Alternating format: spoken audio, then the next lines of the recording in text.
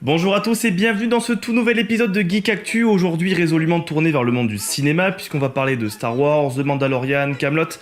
On va aussi parler un petit peu de robotique et pour finir, comme d'habitude, l'actualité du jeu vidéo. Allez, c'est parti!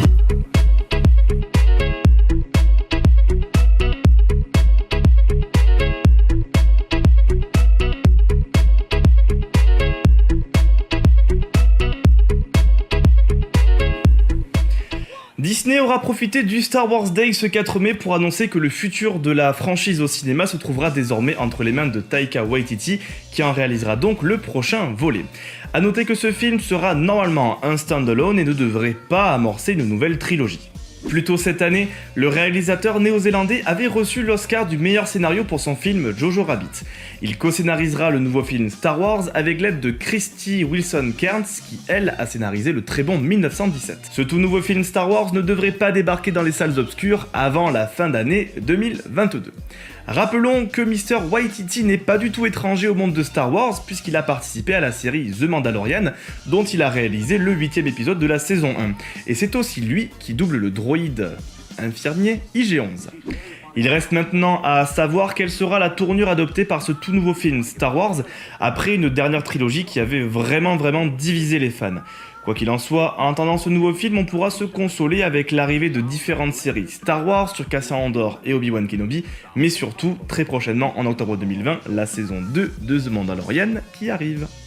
On reste dans l'univers de The Mandalorian avec une nouvelle qui nous est rapportée par le site The Hollywood Reporter. Ils annoncent que Temuera Morrison va être appelé pour incarner Boba Fett dans la saison 2 de The Mandalorian. Qui d'autre que lui pour incarner Boba Fett puisqu'il avait incarné Jango Fett, je vous le rappelle, dans la prélogie Star Wars. Alors pour les 2-3 du fond qui ne suivent pas, Boba c'est le clone / fils de Jango. Il était donc normal qu'on reprenne le même acteur pour incarner Boba Fett. D'ailleurs, certains fans pensent avoir déjà aperçu le célèbre chasseur de primes dans la première saison de The Mandalorian. On vous met l'image juste ici. Malheureusement, et toujours d'après le site The Hollywood Reporter, le rôle de Boba dans la deuxième saison de The Mandalorian serait extrêmement restreint. Alors, est-ce que ce sera un flashback? Est-ce qu'on aura une réelle discussion entre Mando et Boba? Ça, on ne le sait toujours pas. Quoi qu'il en soit, oui, Boba a survécu au Sarlacc. Non, il est pas mort. Faut arrêter. Hein? Une info rapide maintenant qui ne devrait malheureusement plaire à personne. Alexandre Astier avait surpris tout le monde en début d'année en annonçant que le film Kaamelott premier volet allait être avancé au 29 juillet 2020. Il a récemment relayé un tweet qui explique que le film serait, et c'était totalement prévisible en fait, serait repoussé du coup au 25 novembre 2020, soit environ un mois et demi après la date de sortie initialement prévue. Je vous rappelle que beaucoup de films, dont par exemple Minions 2, Black Widow, ont été repoussés. Je vous mets dans la description un site où sont répertoriés beaucoup de films qui ont été repoussés avec les dates de sortie qui sont maintenant prévues. Je vous laisse aller checker ça. Liste non exhaustive, cordialement, la direction. On change totalement d'univers maintenant. La semaine dernière, je vous parlais du système ConductBot créé par le MIT qui permettait de contrôler un drone avec son bras. Aujourd'hui, on va parler de robotique. L'industrie de la robotique a fait énormément de progrès ces dernières années et on considère souvent qu'il y a deux catégories de robots.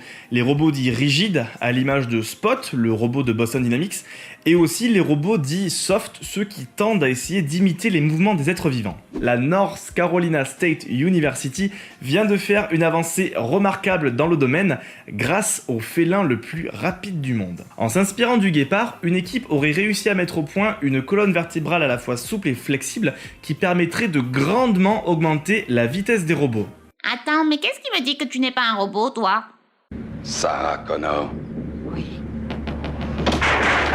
Bon bref, grâce à cette avancée, il serait possible pour un robot muni de 4 pattes d'arriver à se déplacer avec seulement 2 pattes qui touchent le sol. C'est une sacrée avancée.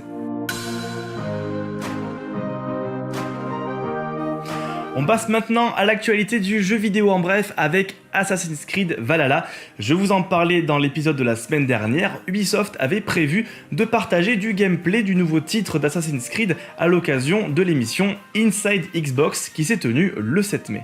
Ainsi, Ubisoft a dévoilé une vidéo assez courte qui nous présente d'abord une succession de plans où on voit des bâtiments, on voit aussi beaucoup de paysages, avant de nous amener sur un champ de bataille où on peut prendre toute la mesure de la subtilité des peuplades scandinaves. Bien sûr que non, on se croirait dans un épisode de Viking, c'est absolument du grand n'importe quoi, et cette fin de vidéo colle complètement aux clichés que l'on peut avoir de ces anciennes peuplades vikings. Quoi qu'il en soit, le côté hollywoodien promis par Julien Laferrière est complètement présent, et ça ne plaît pas à tout le monde. Ça vaut ce que ça vaut, mais si on va voir la barre de likes et de dislikes sur YouTube, on a 2 fois plus de dislikes que de likes. Je ne pense pas que les joueurs soient prêts à accueillir ce titre à bras ouverts. J'espère juste qu'on aura droit assez rapidement à de nouvelles vidéos sur le jeu, notamment pour nous présenter le campement qui semble être si important dans ce nouvel Assassin's Creed Valhalla. Après avoir pu jouer à Halo Reach et Halo Anniversary, les joueurs PC vont bientôt pouvoir profiter de Halo 2 en version remasterisée. Studio 343 vient d'annoncer que Halo 2 en version remasterisée va venir s'ajouter à la Master Chief Collection sur PC d'ici le 12 mai. Le jeu sera disponible soit via le Microsoft Store, soit via Steam, soit via le Xbox Game Pass pour PC. Alors, la Master Chief Collection, qu'est-ce que c'est? À la base, c'est sorti en 2014 sur Xbox One, c'est un remastering de la plupart des jeux Halo. C'est arrivé sur PC uniquement en 2019, les jeux sortent au compte-gouttes, on va dire, et relativement lentement. On a eu droit à Halo Reach, puis Halo 1 Combat Evolved en version Anniversary. On aura donc maintenant droit à Halo 2 en version remasterisée. Cet épisode est maintenant terminé et j'espère qu'il vous aura plu. Si vous avez une question, n'hésitez pas à la poser dans l'espace commentaire qui est situé en dessous de la vidéo, on se fera un plaisir de vous répondre. Quant à moi, je vous invite à mettre un petit like si la vidéo vous a plu, abonnez-vous et mettez la cloche, comme ça vous serez tenu informé de toutes les nouvelles vidéos qui vont arriver sur la chaîne. Quant à moi, je vous dis à la semaine prochaine, c'était Lurs, ciao ciao!